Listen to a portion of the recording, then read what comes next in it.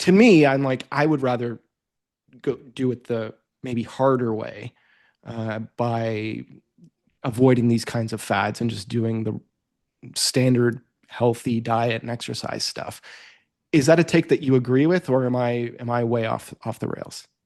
Let's start with just the fads Yeah, I think there's first. like maybe two different conversations within that. So like Sure. the feds, when we're talking about like keto or intermittent fasting or If you see anything that's selling you an extreme, yeah, you can basically you can immediately write it immediately write off. it off. Yeah. Hmm. Like You or can't eat this food group. yeah. Only eat this food group. This is toxic for you. Or if you're watching something, it's like when you have the eye for this, you can see it all the time in social media where it's a fearful, don't do this thing. And then right at the end, they're selling you on a product. It's like Right.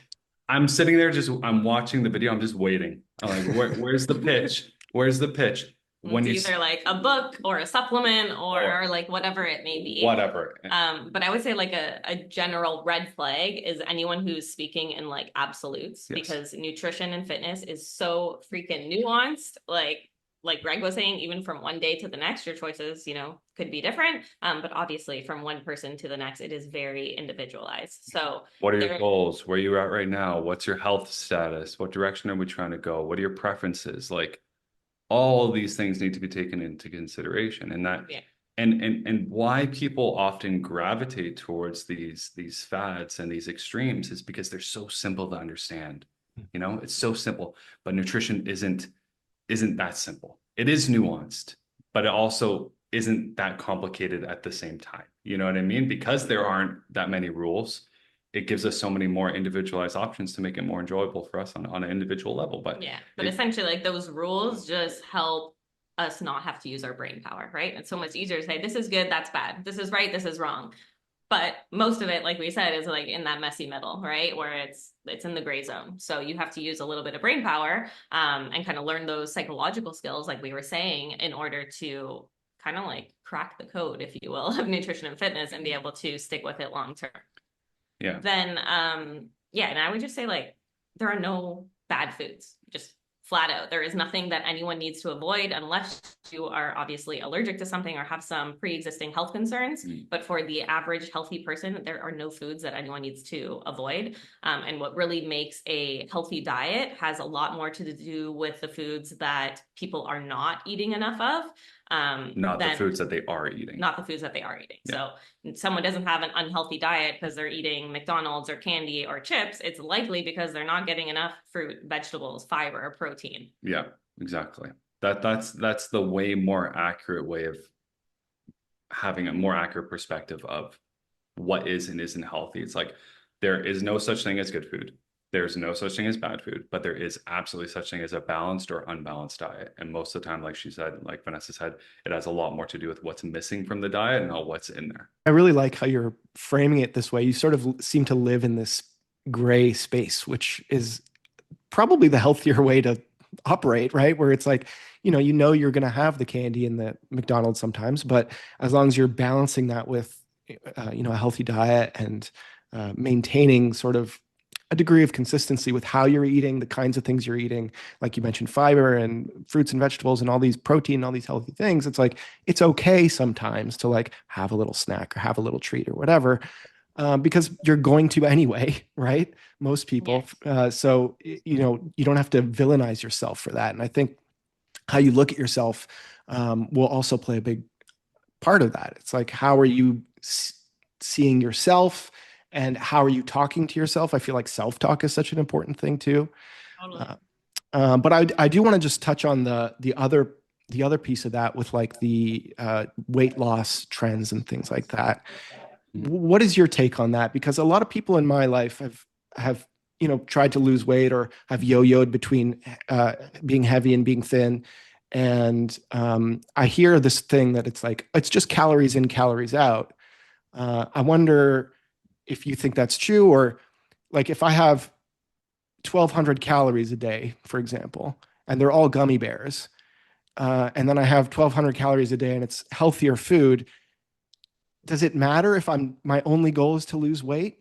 If No, your only goal is to lose weight, absolutely not. no. If it is very much so calories in, calories out. However, that is oversimplified, of course, because there's so many things that impact, you know, our appetites, our availability to food, safe space to, you know, walk and exercise and things like that. But when it comes down to it, yes, if you are eating in a calorie deficit or a negative energy balance, you will lose weight. Doesn't matter if you're eating gummy bears, McDonald's, whatever it may be. And people have done this. Yeah, people have gone on like only McDonald's diets and ate like 1,500 calories a day on only McDonald's diet, and the weight is flying off of them. Yeah. The difference is the person who's eating 1,500 calories worth of gummy bears versus someone who's eating 1,500 calories worth of fruit, veggie, chicken, some eggs, and bread is the person on the gummy bears is going to be absolutely starving and way more likely to overeat later. We'll also have, nutritional differences. I'm ignoring that part.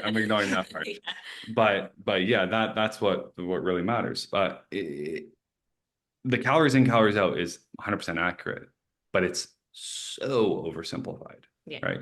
Because it's not taking into consideration satiety. It's not taking into consideration our relationship with food, the challenges that people run into with consistency. That's the real problem that we have to solve. I also want to touch on the Ozempic thing because we didn't get a chance to touch on that too. GLP-1s are the most effective weight loss tool, period. Sorry, could you just explain GLP-1s? Yeah, GLP-1s is the class of drugs that are right now very popular. Ozempic, WeGovy, etc. So they're drugs that people take that downregulate their appetite, help them manage cravings better, and basically when people are on these drugs, they organically start to consume less food and therefore are more successful with making changes to their diet and reducing calories. It is really helpful for those who struggle with obesity and people who struggle a lot with food noise. So it's like they are constantly thinking about food. Even after eating a meal, food is still on their mind. We have worked with some clients who have been using a GLP-1 medication in combination with working with us for one-on-one coaching. And what I have noticed is that they have a much easier time implementing the tools and skills that we're working on together because they have the support of the medication. And I don't think this is a medication that everyone should be taking. Absolutely not. But there are people who are, obese or very overweight or who really struggle with this food noise that it has, changed their lives, where it's like they can actually think clearly now. They can actually use the tools and the strategies that we're working on together because they don't feel this like constant chatter in their heads. Yeah. And you'll see a lot of negative, reporting views of Ozempic and whatnot online.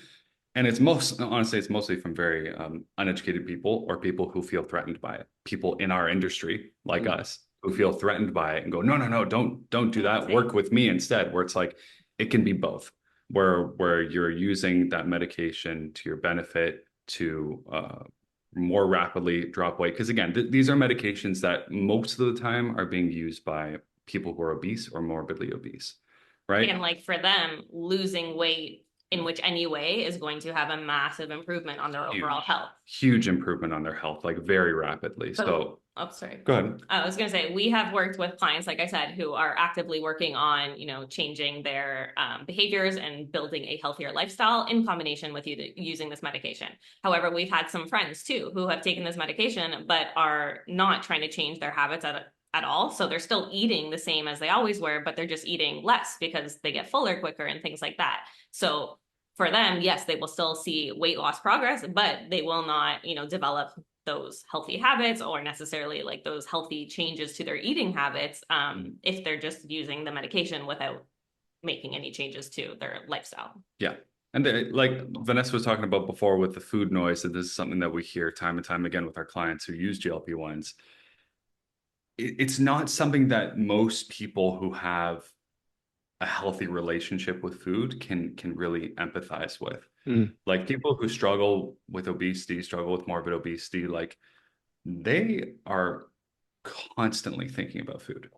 And it's not in like their undisciplined kind of way or something like that. It's like their brain is constantly on food. Like Vanessa said, they finish a meal, they're thinking about food again. And what these medications can do is like it can just quiet that noise so they can focus on the next thing. Because it's very easy for people like us who have a healthy relationship with food and haven't gone through these struggles to point at someone like that and go, you're just not being disciplined. You know, you need to do it like how I do it. And it's like, we're not in the same shoes as these people. So I'm very pro for these medications when appropriate and obviously prescribed by a doctor. Yeah, that's a really good take. And I think part of it for me is like not coming from that place that you're describing. Like I've never had that kind of relationship with food. And so I don't understand it probably in the way that you're describing and in the way that those people experience it. And so I do see the value there of like using it as a tool in your toolkit as part of a bigger group of tools. I think you're very right around like having to still build those mindsets and habits and just other things around that to support that, to inevitably hopefully get off that at some point and just like have the healthy habits take over.